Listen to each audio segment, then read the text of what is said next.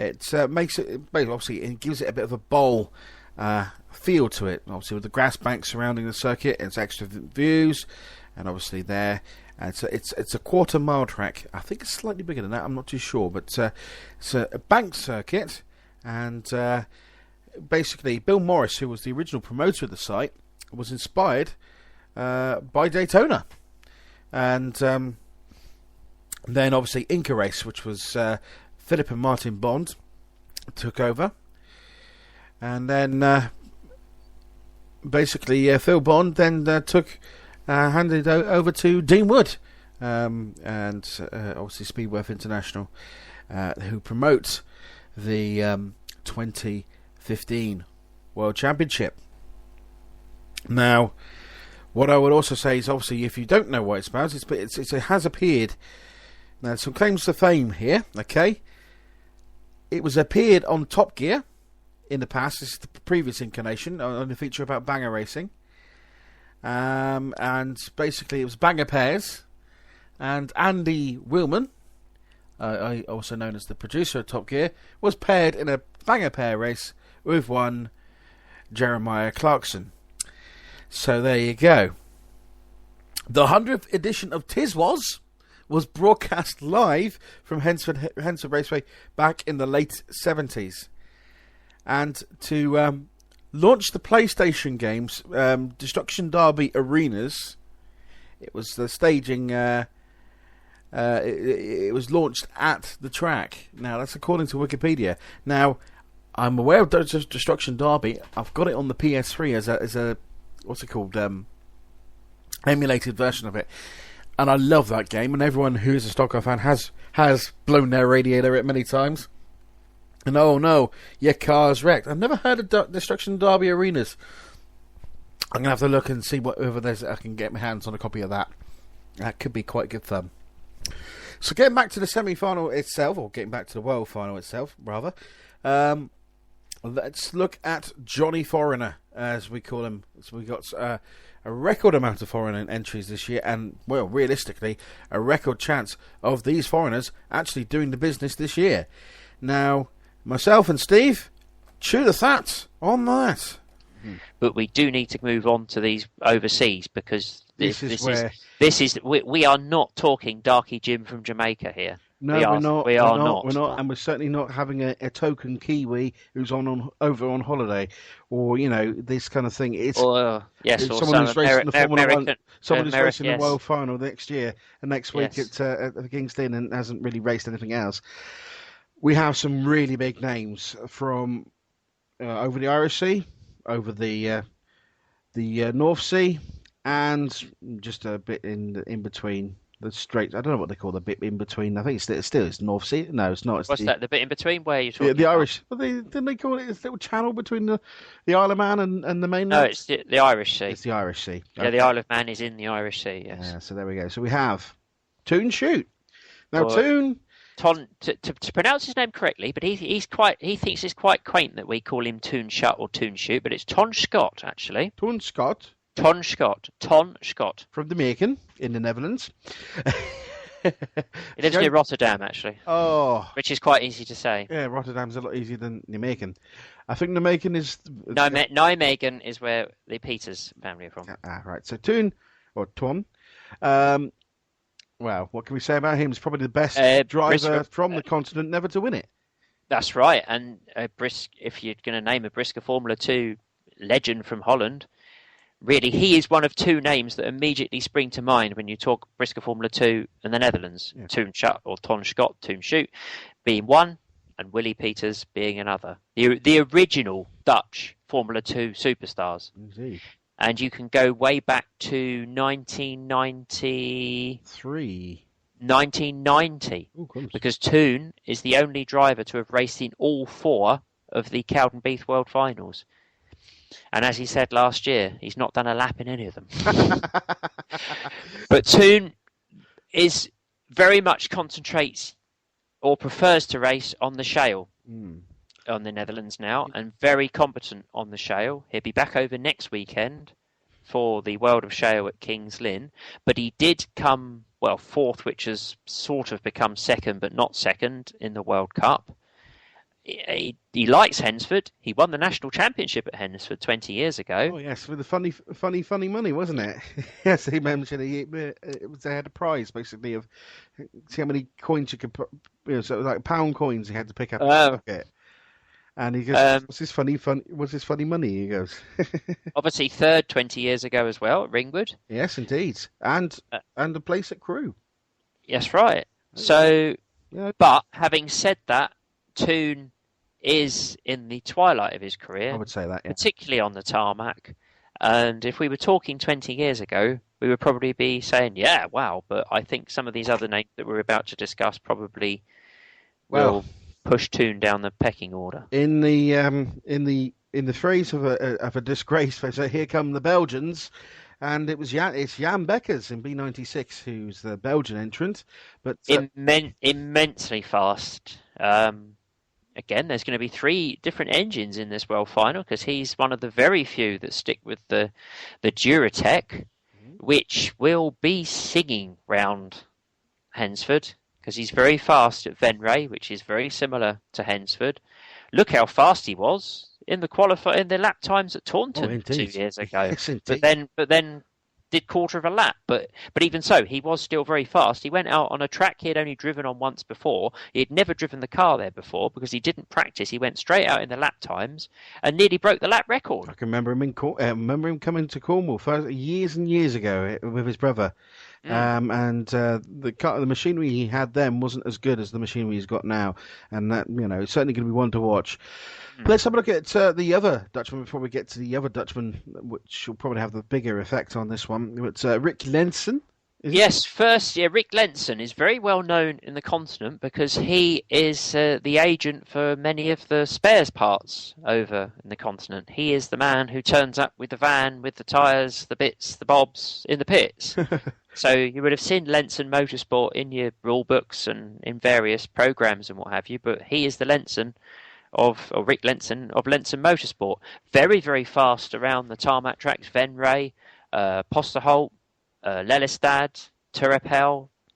So is not going to be a mug by any stretch. No. I'm not suggesting he's going to come over and steal gold. No. But he is not just there to make up the numbers. Then the final Dutchman, a man who I think is a real dark horse for the title. He has no enemies, no friends, and hopefully no spring followers. It's Wim Peters. Yeah, he is a real favourite for this one. That's why when we were talking about the UK drivers, which is why I said we must keep on including the overseas on this, because Wim came over for the qualifier, was very fast. I mean, let's be blunt here. What he got found with at Venray, yes, okay, it contravened the rules or the Brisker Formula 2 rules, but they gave him no advantage whatsoever. So therefore, you can't say, well, he won that because he was whatever.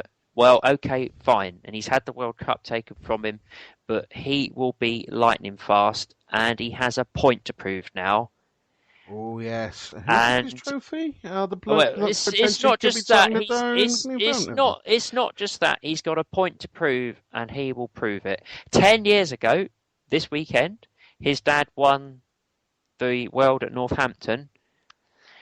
There's only 2 drivers who could be second generation world champions in this race. Neil Hooper being one, Wim Peters being the other, and wow, I think Wim Peters is as much a favourite as Marshall, as Burgoyne, as Moody, as Brennan. Big call there. Big call. What can we say about the Manx men? That's all we can say. Dougie Kinraid. Dougie, I mean, it's great that the Isle of Man guys do get included. They're struggling over there on the Isle of Man this year. They really are struggling. It's a sad state of affairs over at Onchan because they're doing okay for their other formulas, but I think the Formula 2s are simply just too expensive over there now. And whilst I'm pretty certain there's a couple of old Higmans flying about over there still, though, from back in the day. Yeah, there are, but they're not really getting the cars turning up. And whilst Dougie Kinraid, yeah, he's from a racing family, vastly experienced, but up against who he's up against, he'd just be glad to be here. It's also good to see that he's on the list for the World of Shale at Kings Lynn following week as well. So good Lord, yeah, very good. Now the Irish. Now they have also Northern Irish. The Northern Irish. Northern Irish. The Ulstermen, or yes. if we say it that way. First, let's start with 312, Chris Kincaid, a man who's led the World Final, albeit briefly. Yes, I don't think you want to be reminded of the fact that he actually ended up on a tyre, but he's certainly no mug, and certainly is a very rapid driver. Yes, very, very rapid driver. Much like Wim Peters, I wouldn't put him as much of a favourite as Wim Peters, but certainly an outsider, and I would be surprised if he wasn't on the third row, if not the third row, the sixth row, but highly capable of picking up any pieces. Talking of second-generation racers, Bradley McKinstry. And surely one of the youngest drivers to have taken part in the World Final for quite some time. 16 years old. And his old man, of course, no mug, he finished third in 96, somebody? Yes, 96 at Northampton, behind Mike James and Rob Speake. Yes, and the year Jamesy forgot to do a last bend lunge. And the year that Jamesy decided to go to the bar and start singing I Am the Music Man. Well, that's every year. The year that Mick Sauter threw away a certain win. But anyway, we're talking 19 years ago. Yeah, but yes.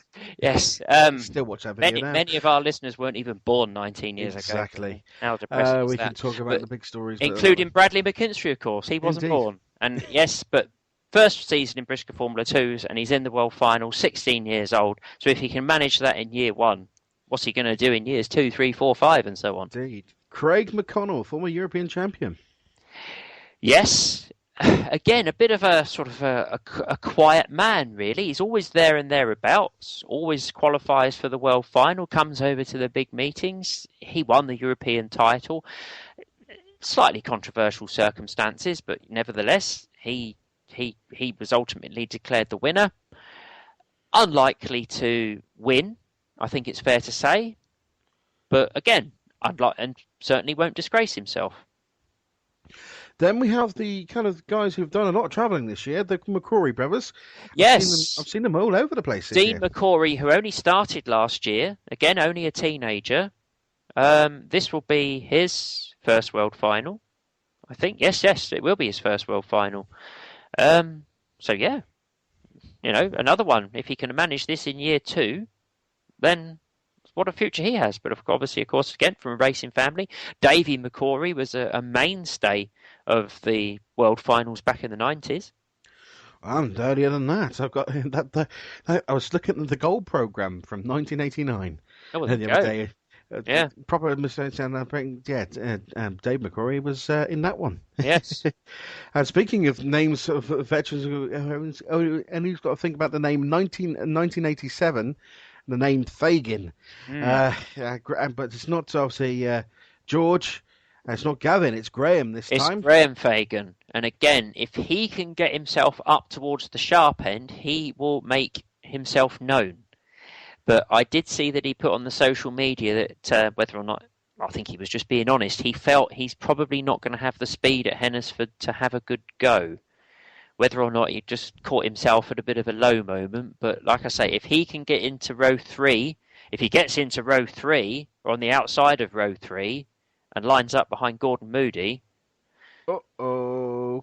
Yeah, there is absolutely no love lost there between Messrs Fagan and Moody. There's plenty of history between those two. But even if Graham can get on row 6, then he can get amongst them. But again, against some of the Dutch guys and some of his own fellow countrymen, you've got to remember that they are on 3, 6, 9, 12, and the rear, I think, probably going to be talking about. So, yes, but that's the overseas. Yes, that's the overseas. I'll say they are not here just to make up the numbers. Certainly not. The standard of the overseas driver has now got that much better. I mean, wow, if you look back at Jimmy Murray back in 1972, yes, but then, since then, and obviously during the 90s, the machinery got better. They all got, the same cars. That's everyone on the